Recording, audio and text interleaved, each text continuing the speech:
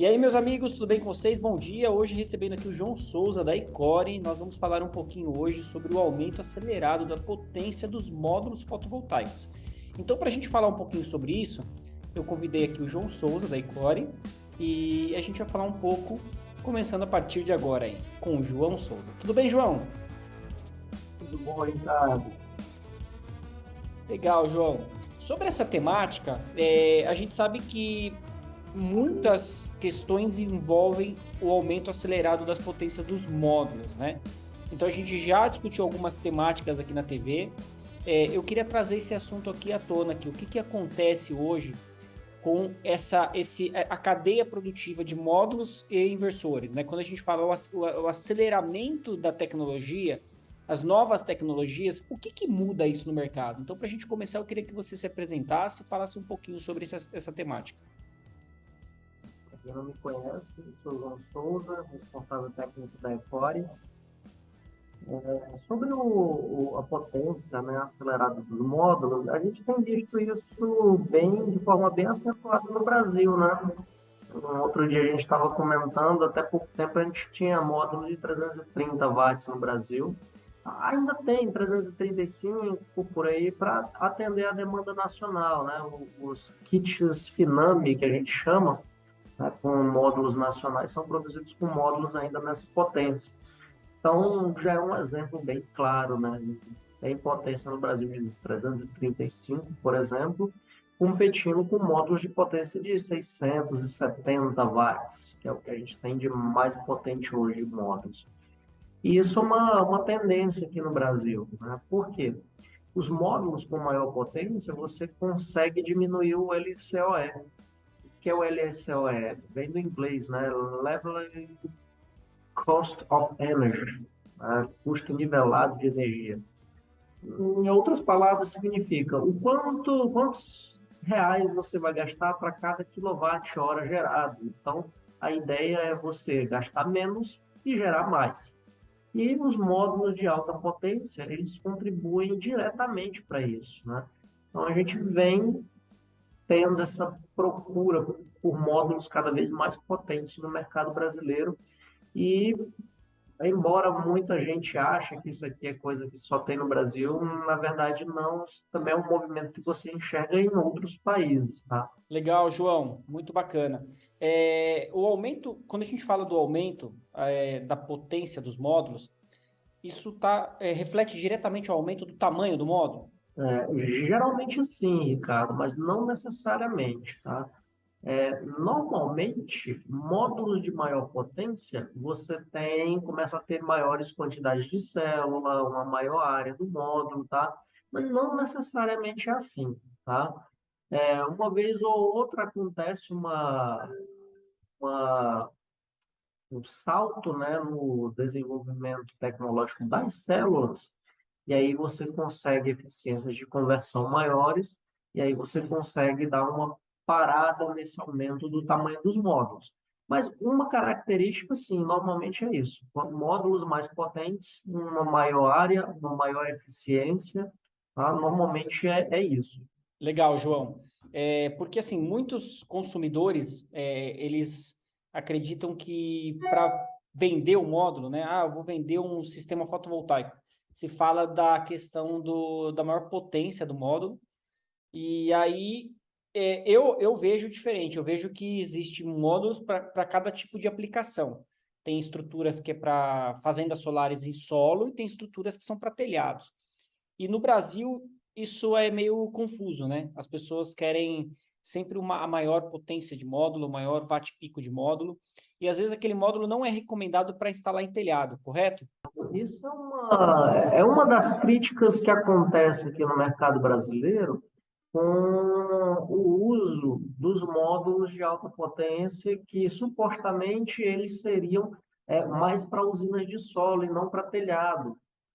Só que essa regra não existe por parte dos fabricantes, não existe por parte dos distribuidores, não tem nenhuma restrição técnica na folha de dados em relação a isso, né? O que existe tem mercados, alguns países, tá? Alguns mercados internacionais, onde existe uma limitação no tamanho do módulo, no peso do módulo, por conta de ergonomia, facilidade, segurança, de levar um módulo maior e mais pesado para cima do telhado.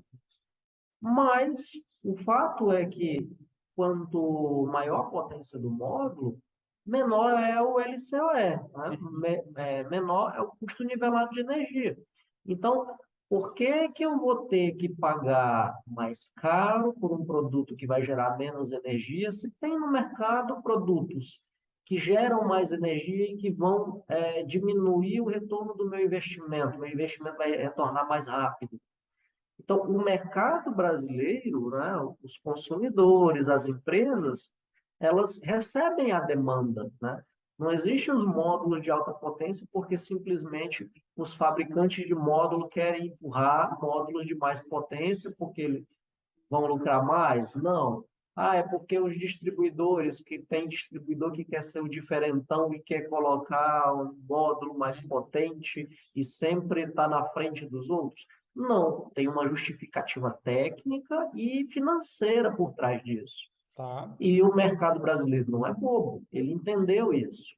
Entendeu que quando eu tenho módulos mais potentes, o meu custo nivelado de energia ele fica menor, ou seja, eu gasto menos dinheiro para gerar mais energia.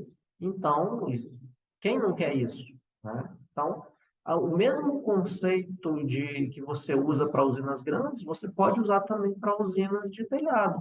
E o Uhum. mercado brasileiro ele não tem essa restrição, né? Então, o mercado pede, não é uma demanda, não é uma coisa que distribuidores ou fabricantes empurram para o consumidor. Com Na verdade, certeza. a gente traz porque é uma necessidade, né? Uma, uma pedida do consumidor. Tá. Então, sempre essas duas balanças têm que ter o equilíbrio perfeito, correto?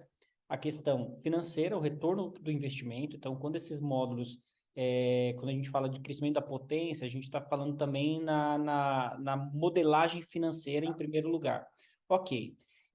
Você citou a questão de alguns países, e realmente, alguns países têm a questão assim, olha, dependendo do tamanho do módulo, é mais difícil para o instalador levar esse módulo lá para cima, os riscos são maiores e tudo mais. Então, existe uma certa limitação né, de peso, de estrutura, como que vai ser composto esse módulo lá em cima. Então, isso é uma questão também técnica. Quando a gente equilibra essas duas questões, a gente tem a melhor solução para cada aplicação. Ok, então tá claro isso. O que que muda? E também hoje tem muita tecnologia, né, João? A gente vê tecnologias para içar módulo de forma correta, para levar o módulo de uma forma correta para o telhado, sem comprometer a integridade do módulo e sem comprometer também a qualidade ali do instalador, ali sem ele sofrer mais com aquela instalação, né? Então eu vejo que assim, empresas que estão cada vez mais especializadas entregando um serviço de primeira, elas investem nesses equipamentos complementares para que o seu instalador tenha a melhor performance possível sem sofrer com aquela instalação. Então, isso é muito importante a gente falar aqui, né? Ah, você pode trabalhar com módulos maiores? Pode, com toda certeza, mas sempre levando em consideração a balança da modelagem econômica e também a modelagem tecnológica. Por que que eu falo isso? O que que envolve de diferente dentro do gerador solar fotovoltaico esses módulos de maior potência? Essa é uma pergunta que eu quero te fazer. Existe algumas limitações ou algumas questões adicionais para a gente se preocupar? Sim. Então, uma coisa muito importante que tem que se preocupar é com a corrente máxima dos módulos, né? O que que acontece? A gente está falando aqui de módulo, maior potência, né? Mas a gente às vezes esquece que um sistema fotovoltaico não é só módulo. Então, é um sistema composto pelo quê? Composto pelos módulos, os cabos, os inversores. Então, você tem vários componentes. Aí, eu pego um módulo, 670 watts, tem uma corrente máxima de saída lá, uma corrente de curto-circuito, de 18,7 amperes, né? Mais do que 18 amperes e meio. Então, opa, peraí, então Não é todo inversor fotovoltaico que é compatível com módulos que têm essa corrente nesse nível. A gente já comentou aqui algumas vezes, né, sobre a barreira dos 13 amperes, e aí teve uma corrida por equipamentos com corrente máxima de entrada de até 15 amperes. Depois a gente teve essa quebra agora da barreira dos 18 amperes, o que fez com que tivesse uma outra corrida dos inversores para se tornarem compatíveis com esses módulos. Então, a gente começa a ler, né, inversores com corrente máxima de entrada de 20 amperes. Para quê? Para ser compatível com esses módulos de mais de 18 amperes de corrente de curto-circuito. Ah, João, o que pode acontecer então se eu escolho um inversor que não tem uma corrente máxima de entrada compatível com a máxima corrente de saída do módulo fotovoltaico? Primeiro, você pode queimar a entrada do inversor se essa diferença for muito grande, tá? Normalmente, o que acontece? O inversor ele controla a quantidade de corrente que ele puxa do arranjo fotovoltaico. Mas esse controle tem uma limitação. Eu não posso chegar e, por exemplo, vou dar um exemplo bem esdrúxulo. Eu não posso pegar um equipamento que tem 20 amperes de corrente máxima de entrada e jogar 50 amperes, e aí o negócio vai queimar tudo, né? Não tem controle que consiga controlar uma diferença tão gigantesca. Então, tem isso daí. Esse comentário, João, parece assim, quem olha assim dentro do mercado fala, nossa, mas será que isso acontece no mercado? A pergunta é, acontece, né, João? Muitas Acontece. instalações as pessoas instalam errado, porque assim, o instalador, a gente, claro, existem diferentes tipos e portes de instaladores. Ele tem que sempre se manter antenado, conectado, ler datasheet de equipamento, perguntar para o seu distribuidor, porque se ele achar que sabe, parou no tempo, aí que está o erro, né? Aí as coisas acontecem é como você falou, mas como que uma pessoa chega a instalar errado? Instala errado e prejudica o equipamento do cliente. É isso. É. Semana passada eu estava dando aula lá no centro de treinamento da Encore, e a gente começa a falar desse dimensionamento, né? Olhar potência, olhar corrente, tudo. Tem muita gente que não sabe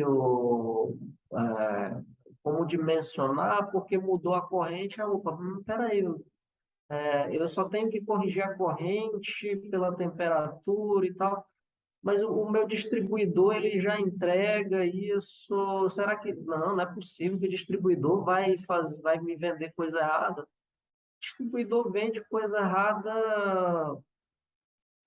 Assim, a gente que está dentro do mercado olhando isso, a gente vê muita coisa errada. É. Então, você vê distribuidor vendendo kit que não funciona, Uhum. kit que não está dimensionado corretamente, que se você não queima o equipamento na hora que liga, ele vai demorar um tempo, e esse equipamento vai queimar um pouco mais lá na frente, né? Uhum. Não é que assim, tá errado, vai queimar na hora.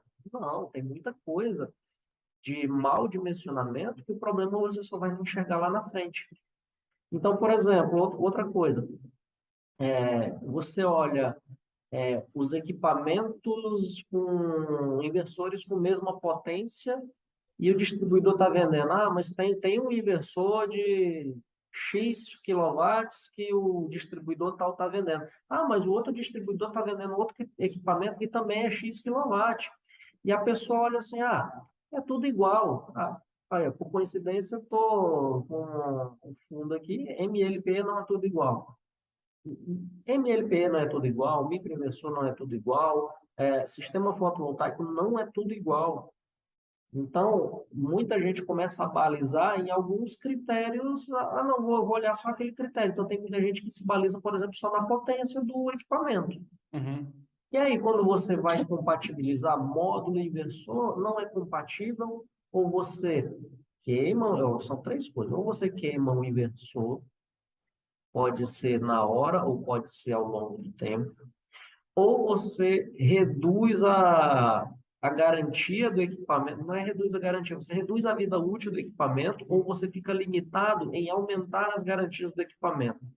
Então, às vezes, o fabricante permite que você Você use, está só que ele te estressando aquele coloca lá em equipamento linha miúda, ah, você não pode mais aumentar a tua garantia, É. né? É aquela garantia premium, a garantia estendida. Ele está praticamente te falando que, ó, até pode, tá? Mas tua vida útil do teu equipamento vai diminuir, né? Senão não tem outra justificativa para não te permitir que você use a garantia premium. E o terceiro problema, né? Então, ou queima na hora ou vai queimar depois, ou você vai perder benefícios de garantia premium, garantia estendida, ou você vai ter perda de geração e essa perda de geração vai se perpetuar durante a vida útil do equipamento como um todo, durante todo o tempo.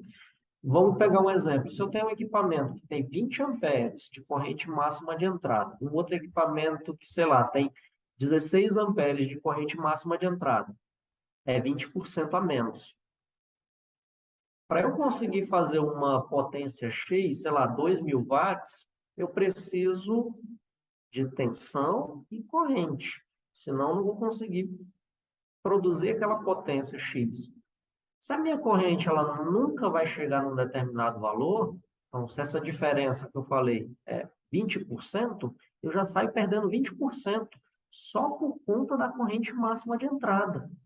Então, comparar um equipamento que tem 20 amperes de corrente máxima de entrada com um equipamento que tem 16 amperes de corrente máxima de entrada, você já está perdendo 20% de capacidade do equipamento, mesmo eles tendo potência máxima de saída iguais. E isso nem todo mundo consegue observar de cara. Uhum. Tem muita gente que olha a potência do equipamento e acha que é só aquilo, mas tem tantos outros valores, parâmetros lá no datasheet para comparar. Compara no datasheet. Compara potência, corrente, eficiência, todos os valores, tá? Sem exceções. Compara todos os valores que estão no datasheet. Tudo isso faz diferença. Uhum. E quando você fala que é, as tecnologias não são tudo iguais, eu diria que é exatamente o que você falou, tudo muda, né? Tem distribuidor que está fazendo isso mesmo, está entregando um kit fotovoltaico que ele não é compatível entre si, né? Então vai estressar o equipamento, vai perder a garantia, pior de tudo, né? É aquele equipamento que vai funcionar por alguns anos, e quando o cliente precisar, o integrador já não está mais lá com ele, já perdeu a garantia, já passou o prazo de garantia da assistência do integrador. Então, isso é muito ruim, porque daí você está colocando no mercado uma replicação de problemas que não existem, né? Que se você levasse até engenharia de ponta, análise de ponta mesmo, integradores de ponta, muda tudo, né? Você realmente está entregando uma solução? Ah, isso é para durar 25 anos, a garantia é sim, isso funciona assim. Não, você está colocando baixa qualidade em toda a operação, desde o integrador, que é aquele integrador que compra aqui e vende ali, que ele não se pergunta, ele não é técnico, ele não conhece a fundo, ou ele é técnico superficial. Isso é o pior de tudo, né? Porque daí ele simplesmente pega eu vou comprar um gerador de 8 quilowatts. Ele vai no preço, esse aqui está vendendo mais barato, esse está vendendo mais barato, esse está vendendo mais barato, pega o gerador de 8 quilowatts, tira daqui, instala no cliente, acabou.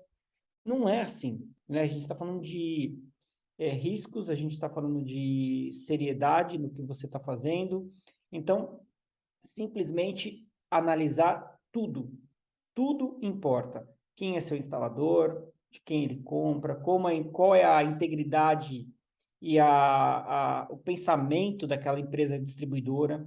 E vou mais, hein? Fabricantes também mudam. Tem muito fabricante que a gente citou. Você falou agora, dá uma olhada no datasheet. Tem muito fabricante que entrega um datasheet errado. Entendeu? Tem, E aí você vai tem. falar, não, existe isso, tá? A gente sabe que existe, a gente já pegou isso e existe isso. Então, pessoal, fique atento aí. Quando a gente vê aí as pessoas fechando simplesmente pelo preço, simplesmente pela questão de, é a mesma coisa, não é a mesma coisa, e infelizmente você vai saber disso tarde demais, né? Então, a hora que você souber disso, é onde você vai falar, poxa, me arrependi, por que que eu não fiz um pouco mais caro, por que que eu não fui por ali? Mas aí a tomada de decisão já aconteceu. É isso, né, João? Tá? A gente está num mercado bem competitivo, né? Então, essa alta competitividade realmente faz com que as pessoas vão buscar algo mais barato, só que no mercado altamente competitivo também não é assim que não é qualquer pessoa que consegue colocar um preço mais barato a custo de nada. Uhum.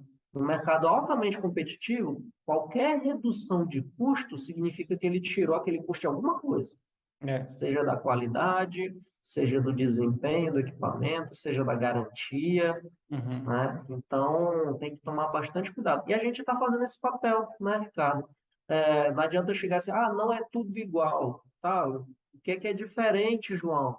É isso que é diferente, ó. Tá aqui, tá aqui, tá aqui. O que é diferente, Ricardo? Uhum. É isso aqui que é diferente. Uhum. Então, tem que sempre tomar É. cuidado com o mais barato em mercados bastante competitivos, porque não tem sempre esse dinheiro vai sair de algum lugar. Sim. Tirou de onde? O que é que eu estou perdendo? Eu estou É. sempre perdendo alguma coisa para baratear. É. Tudo tem seu valor, né? Uma mão de obra qualificada tem o seu valor, uma mão de obra, Obra, às vezes é na mão de obra, é, às vezes é no equipamento, dá para tirar equipamento, dinheiro de tudo, né? tudo. É o que você falou, tudo tem o seu valor. Se você quer mesmo Suporte, né? suporte, exatamente. Suporte, o pós-venda, o suporte É, gera bastante custo, e não é qualquer empresa que tem um suporte por trás para te atender no pós-venda. sim, Isso gera custo. Aí tem gente que tira daí. exatamente. Bom, pessoal, então aí, ó, mais um vídeo para a gente ficar atento, ficar com a pulga atrás da orelha, para a gente falar assim, poxa, a gente vê isso acontecendo, né? Muita gente copiando coisas, seguindo caminhos que são cópias que não dão certo, né? A gente vai perceber isso daqui a pouco. Mas tudo bem, vamos seguir em frente. O nosso objetivo aqui é informar o que é certo, mostrar aí para você ter o poder de escolha, tá ok? João, mais uma vez, muito obrigado pela sua participação aqui na TV e a gente se vê aí em um próximo vídeo. Muito obrigado, Ricardo. Até a próxima. Valeu!